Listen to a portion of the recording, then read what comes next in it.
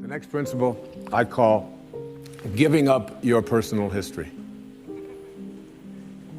And I learned it from a man named Carlos Castaneda, who once said that one day, he said, I finally realized that I no longer needed a personal history.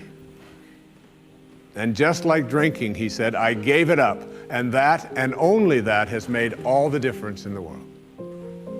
You know the nice thing about giving up your personal history is that if you don't have a story, you don't have to live up to it.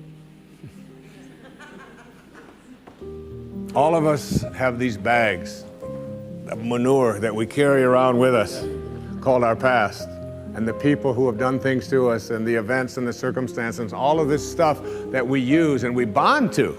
And we bond ourselves to these wounds of our past, and we identify ourselves on the basis of these wounds. And every once in a while we set it down and we reach in there and we smear it all over ourselves. And then we wonder, why does my life smell so bad? I don't understand this. When in fact, the now, this moment, merging yourself into the now means that you may have been in a relationship. I had a woman from Holland who came over to see me whose husband had left her after 25 years. She had 4 children, and she just had been on the verge of suicide.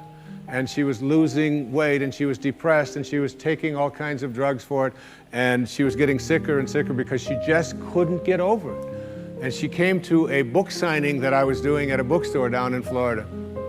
And she said, you've got to say something to me.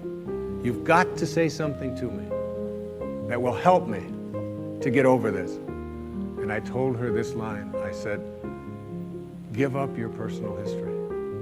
Merge yourself here, now, into this moment. And those 25 years are something, if you want to understand how to do it, think of your past as, oh, this hat. And this is your past.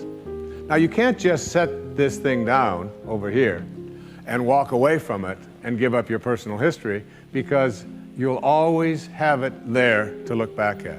What you do is you pick up your past and you embrace it. You understand it, you accept it as I had to go through these things that I had to go through in order for me to get to this place today. And the evidence for that is that I did. You don't need any more evidence. You did. And then you toss it. You toss it. You embrace it and you toss it. And you merge into the now by giving up your attachment. And some of you have heard me use the metaphor of the wake. Alan Watts talked about the wake is not what drives the boat. The wake is just a trail that is left behind. That's all it is. And so is the wake of your life. And the wake doesn't make the boat go, and neither does the wake of your life, the reason why your life is going in the direction that it is. The wake is a trail that is left behind, and it's an illusion to believe that it is the cause of your suffering or your struggles or your difficulty. Give it up. Let it go. Embrace it, understand it, get help doing that if you must, and then move into the now.